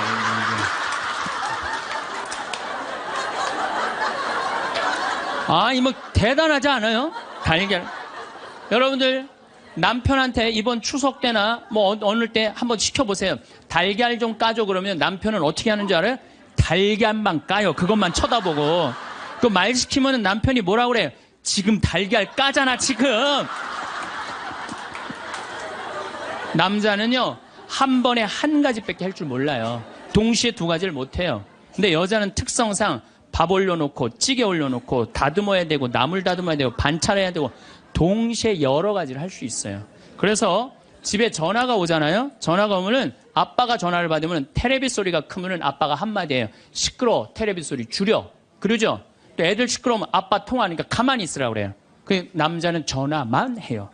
근데 엄마한테 전화가 오잖아요. 테레비 소리 애들 떠드는 거 전혀 상관없어. 더욱이 어느 정도로 심하냐면 막 통화하면서 테레비에 딱 어떤 여자가 나오면은 저 여자 이혼했다 그러더니 나오네.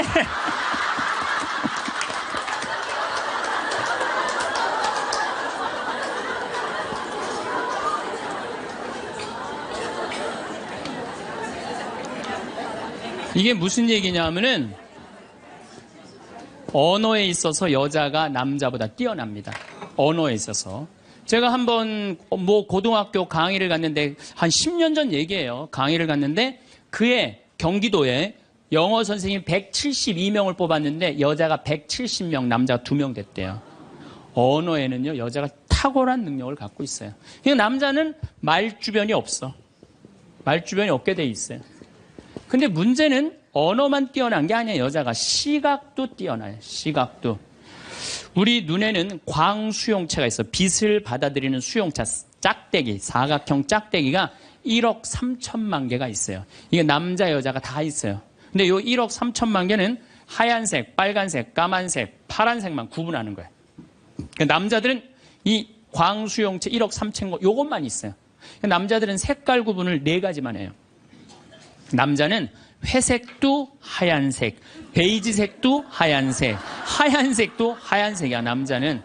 남자는 분홍색도 빨간색, 주황색도 빨간색, 빨간색도 빨간색이에요. 남자는 색깔 구분을 못해요. 근데 여자들은 원추형 광수용체 700만 개가 더 있어요. 여자가. 그래갖고 이건 온갖 색깔을 구분하는 거예요. 그러니까 나는 아직도 카키색이 무슨 색인지 몰라요. 카키색, 잿빛색, 쥐오리색, 뭐 별색을 다 얘기해 여자들은. 그런 구분이 다 되는 거예요. 여자들은 생겨 먹은 것 자체가 그렇게 생겨 먹은 거예요. 색깔. 그러니까 4가지 색깔밖에 구분하지 못하는 남자와 온갖 색깔을 구분하는 여자하고 부부야. 그 부부가 옷 사러 나가면 싸울 것 같아, 안 싸울 것 같아? 싸워요. 왜냐하면 남자는 다 그게 그거 같으니까 아무거나 딱 붙잡아. 여보 가자 그러면 아내가 답답해 보이잖아요. 여보 지금 당신 얼굴 색깔하고 그 옷 색깔하고 맞다고 생각해? 안 어울리잖아. 가만히 있어봐. 그래갖고 이거 들었다 놨다 저것 들었다 놨으면 남편이 신경질이 나는 거. 뭘 저렇게 까다롭게 고르느냐. 아무거나 그냥 입고 가지. 그러니까 남자들하고 여자하고 싸울 수밖에 없어요. 싸울 수밖에 없어요. 그래갖고 옷 사러 나갈 때는 같이 나갔는데 들어오는 시간은 달라요. 이미 남자는 벌써 들어와 있어. 신경질 부리고. 그러니까 색깔 구분 때문에 그래. 색깔 구분. 그런데 남자들은 옛날에 사냥하던 버릇이 있어서 시각이 터널형 시각을 갖고 있어요. 멀리 사슴을 발견해야 돼. 곰도 발견해야 되고. 그래서 멀리 이렇게 쪼여서 보는 습관이 있어요. 남자들은. 멀리 있는 걸 잘 봐요. 남자들이. 그런데 요즘 남자들이 사냥을 해요, 안 해요? 안 해요. 쪼여 보는 습관은 있는데 사냥을 안 하니까 요걸 남자들이 어디다 쓰냐면 잔치집에 가면은 이쁜 여자가 있으면 그걸 쪼여서 봐요. 금방 누구한테 들켜요? 마누라한테 들키는 거예요. 이쁜 여자 처음 보냐고. 어떻게 알았지? 왜 몰라? 이렇게 쪼여서 보고 있는데. 그래서 참 재미난 통계가 있어요. 부부가 같이 잔치집에 가면 남자는 3명 내지 4명밖에 모른대, 온 사람. 그 사람 왔었어? 이런데요. 난 뭐 기억이 없는데? 기억이 없지. 당연히 이거 쪼이고 계속 보고 있었으니까. 근데 여자는 시각이 180도라 다 본대요, 다. 그 남자 넥타이를 몸에 고왔고 시계를 못 차고 왔는 것까지 다 한다는 거예요, 여자. 그래서 보통 정신적인 바람을 피는 걸 보면은 남자는 3명 정도 피는데 여자는 30명 정도 이미 피고 들어와요. 그런데 이게 이 터널형 시각을 가진 남편한테 아내가 심부름을 시킵니다. 여보, 냉장고에서 치즈 좀 꺼내와. 그러면 이 남자들이요, 딱 냉장고만 열면요, 답답한 거예요. 이놈의 치즈가 어디 있는 거야, 이게. 터널형으로 보니까 이게 안 보이는 거예요, 치즈. 못 찾아요. 그 좁은 그 냉장고 안에 있는 그걸 못 찾아요. 그래갖고, 아니, 치즈가 어디 있다고 그래. 나 못 찾겠는데. 그러면은 아내는 이게 180도 시각이기 때문에 뒷꼭지에도 시각이 있어요. 그래갖고 딱 냉장고 문을 열고 들여다도 안 봐요. 들여다도 안 보고 딱 손 넣고 딱 꺼내갖고 남편 코앞에 딱 들여대는 거예요. 이걸 못 찾느냐고. 그러면요, 남자들은요, 깜짝깜짝 놀라는 거예요. 아내의 능력에 대해서 놀라는 거예요. 그래갖고 결혼 생활 한 20년쯤 한 부부들을 보면은요, 아내가 부엌에서 소리만 지르면요, 남편은 경기를 일으키는 거예요. 이번 또 내가 뭘 잘못해갖고 저 소리를 지르는 거야. 그냥 남자들이 눈치가 없어요, 눈치가. 네, 말주변 없지, 눈치 없지. 그렇죠? 눈치가 없어요, 남자들이. 참, 그러니까 남자들이 어느 정도로 눈치가 없느냐면은 아내가 지금 자기를 미워하는지, 괴로워하는지 몰라요. 언제 아느냐면 귀싸대기를 맞아야지 알아요. 귀싸대기를 네. 귀싸대기를 딱 맞아야지, 아, 이거 지금 우리 마누라가 심각하구나. 아니면 아내가 눈물을 뚝뚝 흘릴 때 그때서 느끼기 시작하는 거예요. 정말 답답한 거죠. 그러니까 말주변 없지, 눈치 없지. 근데 아까도 말씀드렸지만, 어제도 말씀드렸지만은 이게 40까지, 50까지 살 땐 아무 문제가 없어요. 이게 100년 살면서요, 한 집에서 답답해서 못 살아요, 둘이. 답답해서 못 살아요. 아니, 말주변이 있나, 눈치가 있나. 거기 더 미치는 건 뭐예요? 청각이 떨어져요, 남자가. 청각이 떨어져요. 보통 개는 10만 사이클 정도 듣는다 그래요. 10만 사이클. 10만 사이클 듣고, 그 다음에 어린아이들은 3만 사이클 정도는. 그래서 초등학교 아이들, 중고등학교 아이들이 헤비메탈 음악이 좋아해요, 걔네들. 헤비메탈 음악 좋아하고, 엄마는 짜장면을 시켜서 혼자 먹고 나는 뭐 찌꺼기만 먹었어, 뭐 이런 랩 음악 걔네들은 다 들려요. 다 들려, 걔네들은. 여러분들은 잘 안 들리죠? 예. 이 얘네들 3만, 엄마들은 2만 사이클 정도, 2만 사이클. 그러니까 젊은 부부가 같이 잠을 자갖고 건너방에서 애가 울잖아요? 그럼 누구 귀에만 들리느냐면 엄마 귀에만 들려요. 그래갖고, 여보, 난 너무 힘들어. 오늘 애하고 하루 종일 씨름을 해갖고 내가 힘들어서 못 일어나니까 당신이 일어나서 좀 나가봐. 이러면은 대부분의 남편들이 이렇게 말한대요. 아무 소리도 안 들리는데 뭐가 들린다 그래. 예민하게 굴지 말고 잠이나 자. 그러면은 누가 일어나서 나가느냐면은 아내가 일어나서 나가는 거, 엄마가 일어나서 나가는 거. 그러니까 아내들은 남편하고 살면 살수록 더 답답한 거야. 말주변이 있나, 눈치가 있나, 말귀를 알아듣나.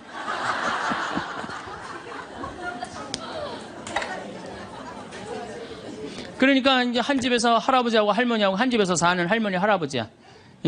할아버지가 이제 저녁 국을 못 끓였는지 너무 궁금한 거야. 그래서 안방에서 할머니한테, 여보 마누라, 오늘 저녁 국 못 끓였어? 근데 부엌에서 딸그락 소리는 들리는데 대답이 없는 거야. 이놈의 마누라가 날 또 무시하는구나. 이번엔 또 거실에 나가고 또 한번 물어봐요. 이놈의 마누라, 저녁 국 못 끓였냐니까 왜 대답이 없어? 아, 근데 딸그락 소리는 들리는데 또 대답이 없는 거야. 너무 화가 난 할아버지가 이번에는 부엌에 가갖고, 이놈의 할망구야, 저녁 못 끓였는지 내가 3번이나 물었는데 대답을 안 하냐고. 사람 말이 말 같지 않으냐고. 그러니까 할머니가 눈을 동그랗게 뜨고 하는 말이, 내가 콩나물국이라고 3번 얘기했잖아. 누구만 못 들은 거야? 할아버지는. 제가 이렇게 강의를 가면은요, 할아버지들이 이렇게 하고 듣는 할아버지들이 참 많아요. 이게 남자의 특성이에요. 그래서 남자들은 만 사이클밖에 못 들어요. 만 사이클. 그래갖고 남자들은 빠른 음악 들으면 다 시끄럽다고 그래. 다 시끄러워. 시끄러우니까 끄라고. 그저 남자한테 음악이라고 그러는 거는 꿍짝짝, 꿍짝짝. 어머나, 어머나, 이러지 마세요. 이런 음악만 음악이에요, 남자는. 그래서 30대, 40대가 넘으면 트로트를 좋아할 수밖에 없어, 남자들은. 빠른 음악을 안 들리니까. 한 28,000 사이클 정도가 보통 우리 음악에서 나오는 헤비마트 음악이거든요. 그러니까 못 듣는 거예요, 그 다음부터는. 그러니까 말귀 못 알아듣지, 눈치 없지, 말주변 없지. 자, 요즘 어떤 할아버지가 할머니하고 같이 한 집에서 사는데 그런 거예요. 이제 냉장고가 고장이 났고 애프터 서비스를 불렀어. 애프터 서비스를 딱 불렀는데 애프터 서비스 하고 난 다음에 갔어. 근데 요즘은 참 대한민국이 애프터 서비스 끝나고 나면은 고객센터에서 전화하잖아요. 고객님, 매운 만족하십니까? 보통 만족하십니까? 저 설문조사를 하잖아요. 근데 이게 또 할아버지가 전화를 받았네? 냉장고 고쳤는데 이제 애프터 서비스라고 전화를 했는데 애프터 서비스 센터에서 전화했다고 그러니까 뭘 또 애프터 서비스를 해주느냐? 그래갖고 뭐라고 그러니까 할아버지가 할머니한테 그런 거예요. 여보 마누라, 요즘 이상해. 냉장고 고쳤는데도 매운 만두 먹을래요? 보통 만두 먹을래요? 그렇게 물어보는데 말귀를 못 알아들어요, 말귀를. 그러니까 60이 넘어가기 시작하면 할머니들 목소리가 커지기 시작해요. 막 할아버지한테 막 소리 지르는 거예요. 소리 지르는 이가 말귀를 못 알아들으니까 소리를 지르기 시작하는 거예요. 그러니까 점점 나이 먹으면 할머니들은 거칠어지고 그러니까 말귀를 못 알아들으니까 기억력까지 떨어지게 돼 있어. 동시에. 그러니까 어떤 할머니 할아버지가 또 한 집에서 살면서 할아버지가 너무 배가 고픈 거예요. 할머니한테 심부름을 시켰어요. 여보 마누라, 좀 부엌에갖고 냉장고에서 우유하고 아이스크림 좀 갖다 줘. 나 배가 고파. 그랬더니 할머니가 막 일어나면서 가려고 그랬어요. 그랬더니 할아버지가 신경질을. 이놈의 마누라야, 그냥 가면 어떻게? 가다가 까먹으면 어떻게 하려고 그냥 가냐고. 적어가라고, 우유하고 아이스크림. 할머니가 딱 째려보고, 이놈의 영감탱이가 내가 그것도 모를까봐 그걸 적어가라고 그러냐고. 기다리라고 내가 우유하고 아이스크림 갖다 줄 테니까. 할머니가 추측 가셨어요. 갔는데 한 몇 분 있다가 왔는데 할머니가 삶은 계란을 갖고 온 거예요. 근데 이 할아버지가 뭐라고 그러냐면은 기가 막힌 거예요. 고마워 마누라, 삶은 계란 갖다 줘서. 자기가 뭐 시켰는지도 모르는 거야.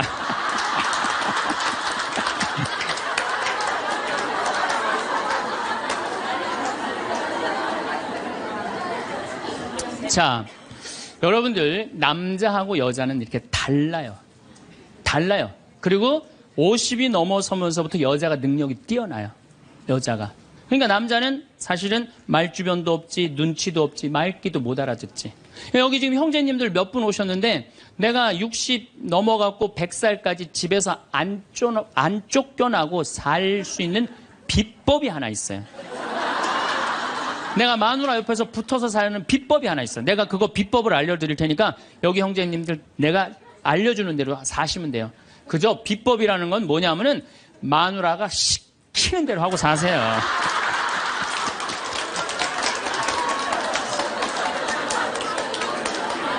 밥 먹으라 그러면 밥 먹고, 이 옷 입으라면 이 옷 입고, 저거 입으라면 저거 입고, 어디 갔다 오라면 갔다 오고 그러지, 자기 뜻을 밝히지 마세요. 자기 뜻을.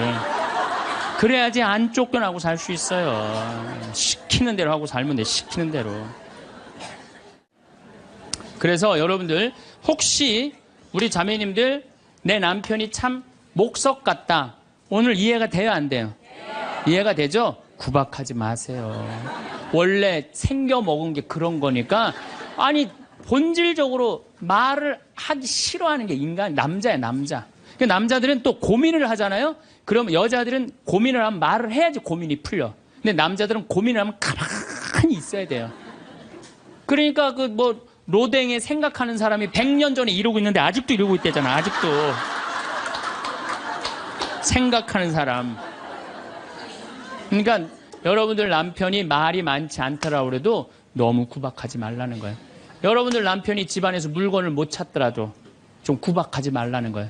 대신 여자는 집안에 있는 물건을 잘 찾지만 남자는 집 밖에서 물건을 잘 찾아요.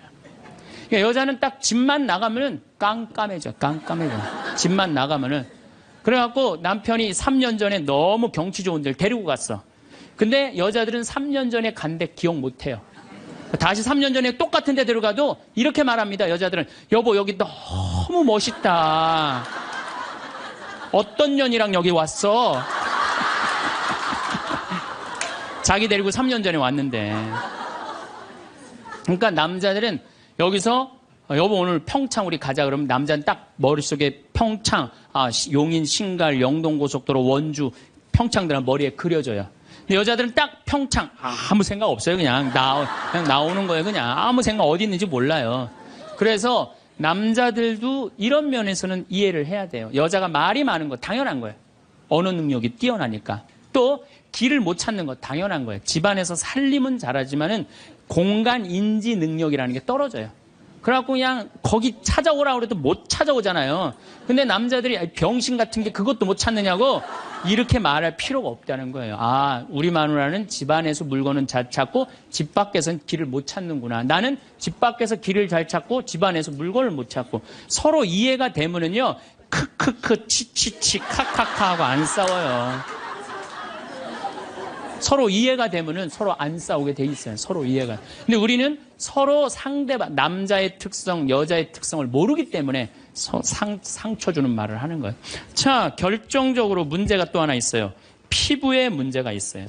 피부. 남자는 여자보다 피부가 4배 두꺼워요. 특별히 등가죽 같은 경우는 10배 정도 더 두꺼워요. 10배 정도. 등가죽은 남자가 훨씬 두껍습니다. 그러니까 보통 남자들은 이 피부가 여자가 4분의 1이 피부가 얇아요. 남자가 4분의 4라고 그러면은 여자는 4분의 3은 지방이야, 지방. 그래서 여자를 만지면 부들부들한 이유가 뭐예요? 피부가 얇기 때문에 그래요. 그 나이가 60이 되면은 똑같은 부부가 60이야. 여자가 먼저 늙을까요? 남자가 먼저 늙을까요? 여자가 훨씬 먼저 늙어요. 피부가 얇으니까 금방 처지는 거예요. 목에도 이게 처지고. 남자는 뺑뺑해. 피부가 두꺼워서 안 늘어져요. 안 늘어져. 그러니까 여러분들 부부싸움 할 때 이런 철면피 같은 인간 그리고 싸우죠? 철면피 같은 인간이 아니라 철면피예요. 두꺼워서. 그러니까 감각이 둔해요. 남자들이. 감각이 둔해요.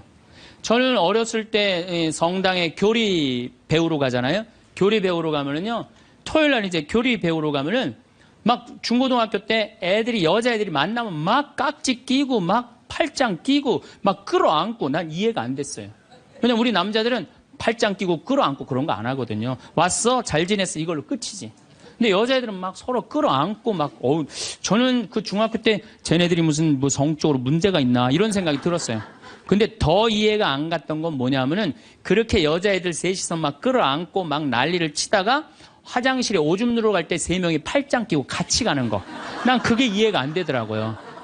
우리 남자들은요, 아무리 친한 친구가 있어도 오줌 마려 올 땐 그냥 혼자 갔다 와요. 어디가 그럼 뭐라 그랬나? 오줌 누러 가. 그리고 혼자 가요.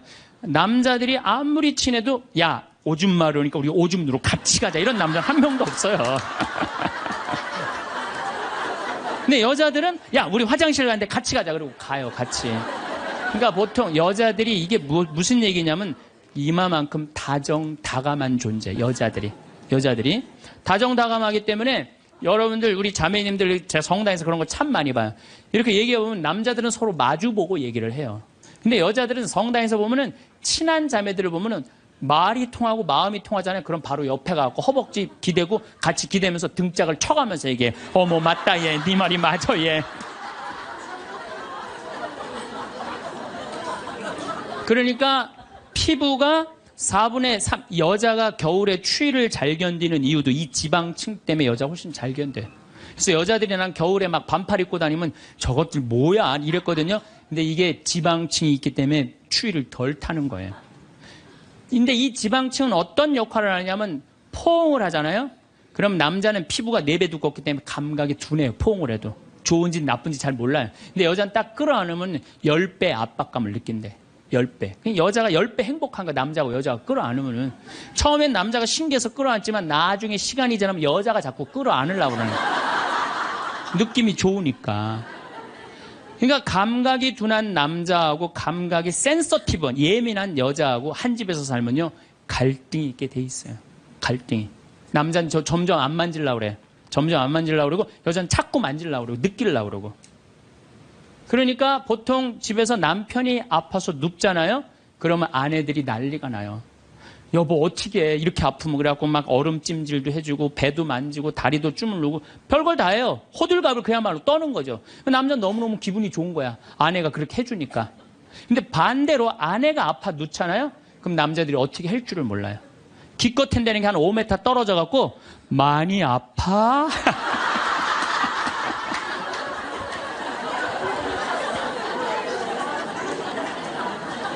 이때 섭섭해요, 안 섭섭해요?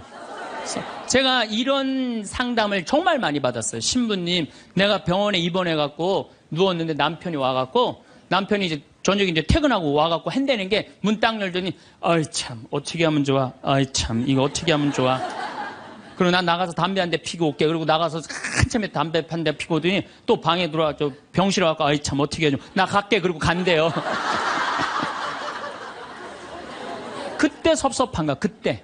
여자들은. 내가 자기 자식 새끼 키우느냐고 이렇게 아픈데 저렇게 여자들은 만지고, 고생했다 그러고, 아유, 살림하는 거 얼마나 힘들어요. 손도 주물르고, 다리도 주물르면은 마음 안에 있는 병, 육신의 병까지 다 날 텐데. 기껏 한다는 게 많이 아파. 그리고 아내가 한 3일 동안 알아놓으면 남자는 불편한 건 딱 하나예요. 밥 못 얻어 먹는 거.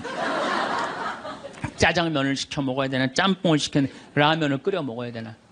그렇게 하다가 아내가 이제 퇴근을 했는데, 부엌에서 딸그락 소리가 들리는 거야. 드디어 우리 마누라가 다 낫나 보다. 그럼 남자는 생각은 딱 한 가지야, 남자는. 스킨십 이런 게 아니고 밤에 자고 싶은가 같이.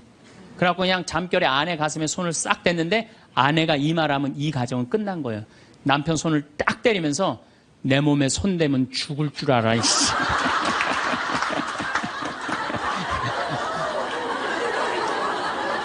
이건 뭐냐면 이제 싫은 거예요. 이제 본질적으로 이제. 그러니까 남자가 손대는 것조차도 싫은 거예요. 그런데 남자는 그때까지도 몰라요.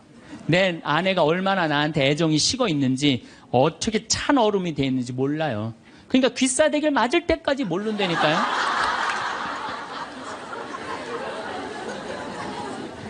그래서 말주변 없지, 눈치 없지, 말귀 못 알아듣지, 둔하지. 이런 남자랑 사는 여러분들은 내가 보기엔 참 대단한 분들이에요. 그리고 우리 형제님들은 앞으로 내가 쫓겨나지 않으려면 어떻게 해?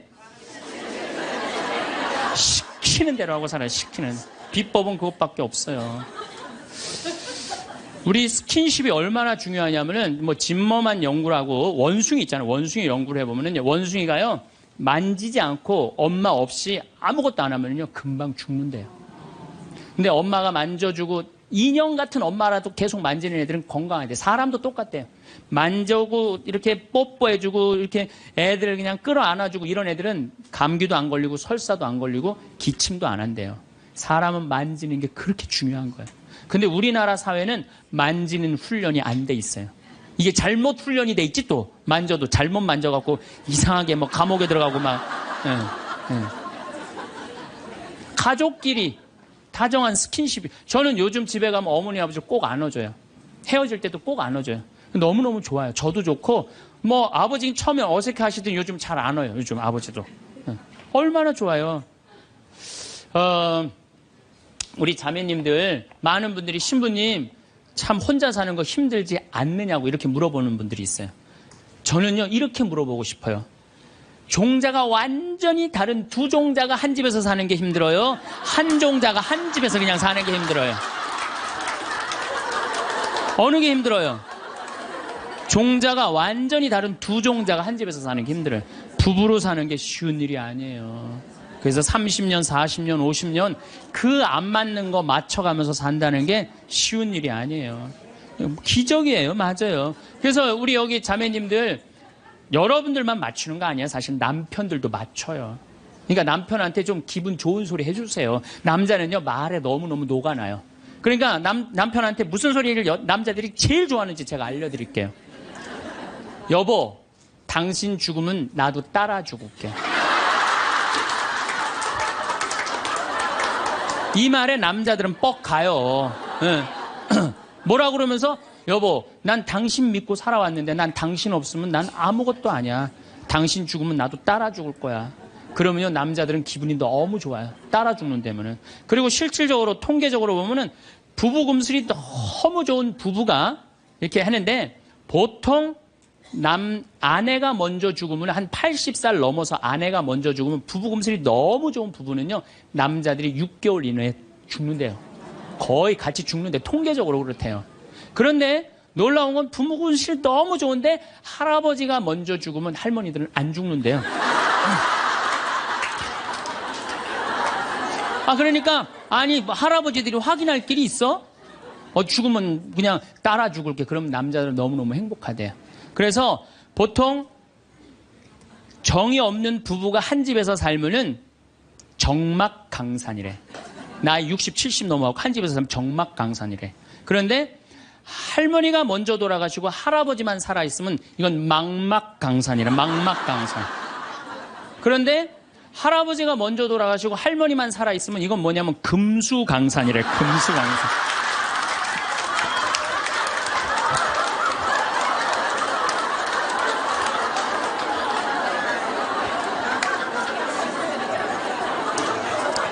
네, 동창 신부가 가정사목연구소 우리 수원교구 송용호 신부가 전해준 참 재미난 얘기를 하더라고요.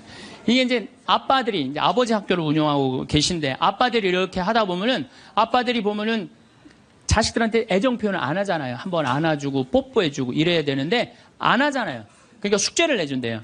아이들 아침에 학교할 때 포옹하고 볼에다 뽀뽀해주라고. 그러면은 숙제를 못 해온대요.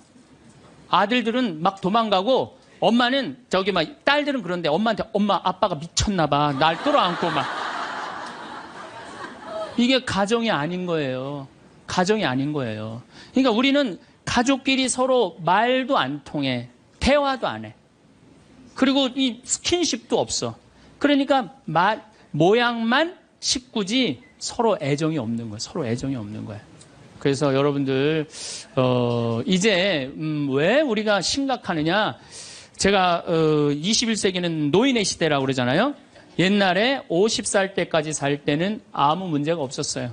50살까지 살 때는 아무 문제가 없었는데 이제 100살까지 살아요. 그리고 지금 50살 되신 분들은 110살까지 살아요. 그리고 지금 40대 되신 분들은 120살까지 살아요. 120살까지 살아요.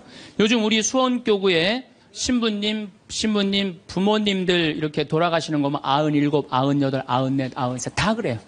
그럼 지금 90대에 돌아간다면 여러분들은 30년, 40년 후에는 몇 살에 죽을 것 같아요?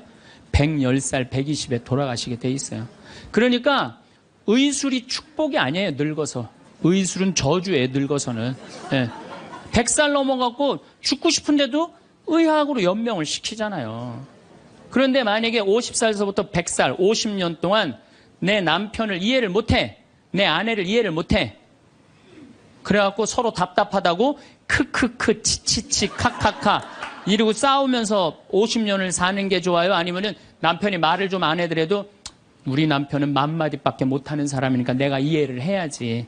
냉장고에 물건 찾아오라면 물건 못 찾고 옷 찾으라면 그 장롱 안에 있는 옷도 못 찾잖아요. 그럼 내가 좀 찾아주고. 또 우리 형제님들은 아내가 좀 길도 못 찾고 바깥에서 능력이 떨어져도 안에서 살림을 하기 때문에 바깥을 못 해. 서로 이해를 하면은요, 서로 사랑스럽고 귀한 거예요.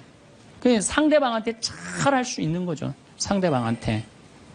자, 부부끼리도 말이 안 통하지만은 자식하고는 말 잘 통해요? 이게 이제 문제 중에 문제예요. 예? 부부끼리 안 통하면 내 속으로 난 자식하고라도 말이 통해야 되는데 자식하고 말이 안 통해. 자식하고. 근데 여러분들 1살서부터 20살 때까지 자식들한테 주로 무슨 얘기하고 사셨어요? 테레비 그만 끄고 공부해. 잠 좀 그만 자고 친구들하고 그만 놀고 공부해. 너 출세하려면 공부해. 20년 동안 한 얘기라고는 이 공부하라는 얘기밖에 안 한 거예요. 그러니까 자식하고 대화의 채널이 없는 거예요. 대화의 채널이. 여러분들 1살서부터 10살까지 아이가 부모를 더 사랑해요. 30살서부터 40살까지 아이가 부모가 자식을 더 사랑해요. 1살서부터 10살까지 자식은 부모를 훨씬 사랑해요. 왜? 여러분들은 30살, 40살 때 바빠요, 안 바빠요? 바빠요. 성당 모임에도 나가야 되고, 계모임, 친정, 시댁, 추석, 또 남편하고 중간에 싸우고 뭐 이런 거 얼마나 바빠요. 그 중에 애를 키우는 것 뿐이에요. 근데 많은 사람들은 우리는 자식을 사랑한다고 생각해. 전혀 사랑하는 게 아니에요. 그건 사랑하는 게 아니에요. 근데 애들은 5살, 6살짜리 애는 오로지 누구밖에 없어요? 엄마밖에 없잖아요. 여러분들 5살짜리 아이가 엄마 오늘 저녁 혼자 먹어야 될 것 같은데 나 오늘 좀 계모임 있어서 나갔다 올게. 그런 애들 있어요, 없어요? 없어요. 오로지 누구만 바라봐라? 엄마만 바라보는 거, 엄마, 아빠만 바라보는 거. 그래갖고 얘가 이제 유치원에서 그림을 그렸어. 그림을 그려갖고 아빠한테 이제 저녁 먹고 보여주고 싶은 거. 아빠, 나 이거 유치원에서 그림 그린 거야. 그런데 아빠는 이미 맘마디 해서 더 이상 말하기 싫어. 이제 야구 보고 싶어. 아빠가 한마디, 아빠 지금 텔레비전 보니까 엄마한테 가 있으면 아빠가 나중에 놀아줄게. 그리고 얘를 거절해요. 이게 거절이라는 단어를 제가 썼는데, 얘 5살짜리 아이는 난 거절당했어. 난 너무 슬퍼. 이렇게 얘기 안 해요. 슬프지만은 아빠가 내 그림을 안 바라보지만 따지지 않아, 아빠한테. 뽀로 통해서 엄마한테 가요. 엄마한테 가고 엄마 이거 아빠가 엄마한테 보여주래. 그 시간에는 엄마는 설거지하는 시간이야. 신경질을 부려요. 엄마 설거지하는 거 안 보여? 아무것도 안 하는 아빠한테 가. 또 거절당한 거예요. 그래서 얘가 몇 살 때까지 거절당하냐면 10살 때, 초등학교 3학년 때까지 거절당하는 거예요. 초등학교 4학년 딱 올라가면서 얘가 부엌하고 거실 중간에 서서 결심합니다. 니네들이 내 말을 안 들어줘? 니네들이 내 말을 안 들어준다면 난 오늘부터 내 얘기 니네들한테 안 할 거야. 그리고 4학년 때부터 방문을 걸어 잠고 부모하고 얘기를 안 합니다. 그래갖고 아빠가 보고 싶어갖고 아빠는 그냥 계속 사랑한다고 착각하고 있는 거예요. 애는 이미 떠났는데. 그래갖고 보고 싶어갖고 한 5학년 때 문 딱 열면은 딸이 어떻게 할까요?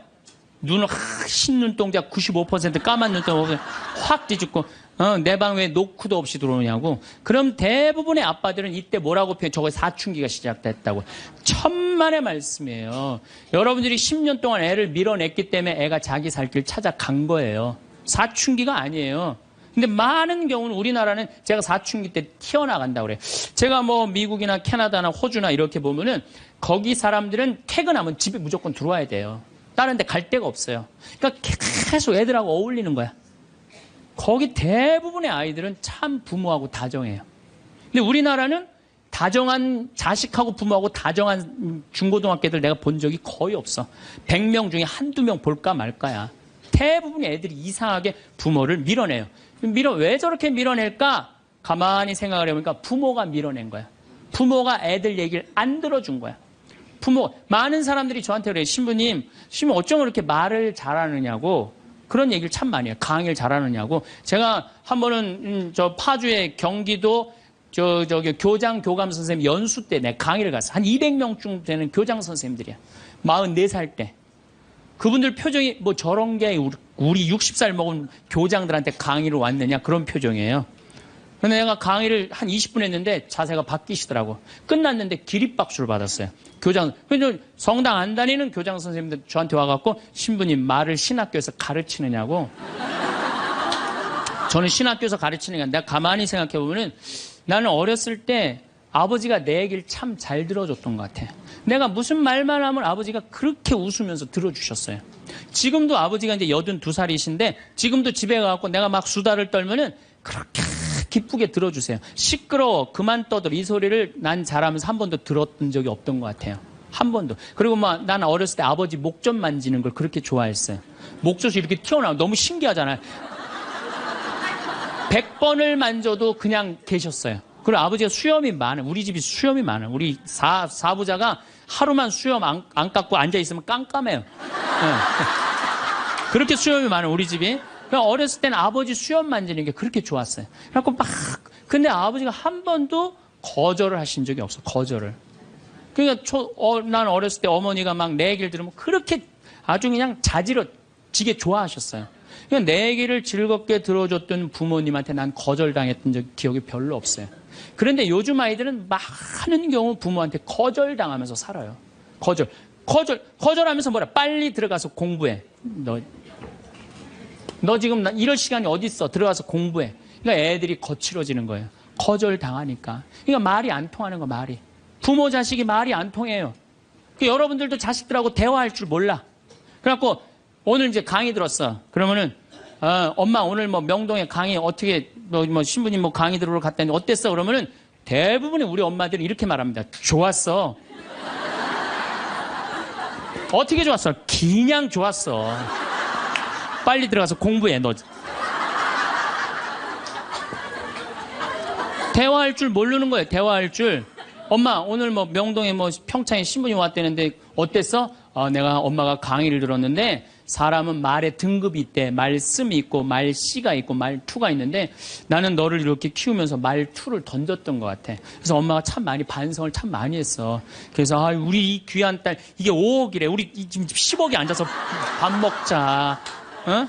얼마나 감사해. 난 정말 내가 이렇게 감사한지 나 오늘 강의 가면서 참 많이 느꼈어. 그래, 세상이 꼭 공부를 잘하는 거 그게 훌륭한 게 아니고 우리가 서로 아끼고 사랑하고 감사하면서 사는 게 이렇게 대화를 하면 애들은 성숙해요. 근데 우리는 생전 그런 얘기 안 해요.